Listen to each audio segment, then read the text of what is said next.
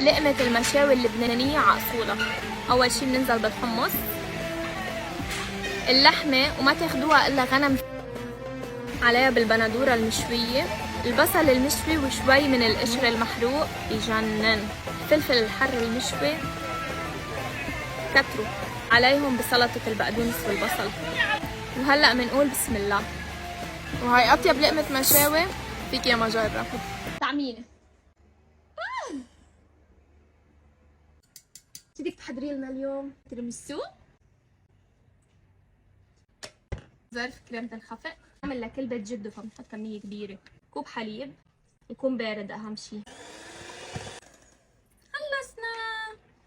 كيف بنعرف إنه الكريمة زبطت معنا؟ نعمل هيك، نعملها هيك، ما وقعت يعني ظابطة.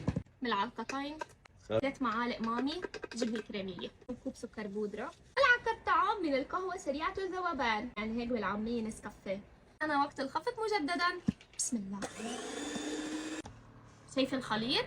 هيدا هو المطلوب. هلا انت اهم شيء ما تقولي للايطاليين انه عملنا التيراميسو بهالطريقه، مي بارده بندوب فيها نسكافيه. عنا هلا البسكويت هيك، ومنشيلها ومنبلش نصفها بالصينيه. نعمل بارت، عملنا صف ثاني من البسكويت، نحط باقي الكريمه اللي حضرناها، نشيلها على البراد اقل شيء 6 ساعات. هيدا التيراميسو بعد ما تركناه مينيموم 6 ساعات بالبراد، وميلا عملت فيه مجزرة. بنزينه بالكاكاو. ما شاء الله.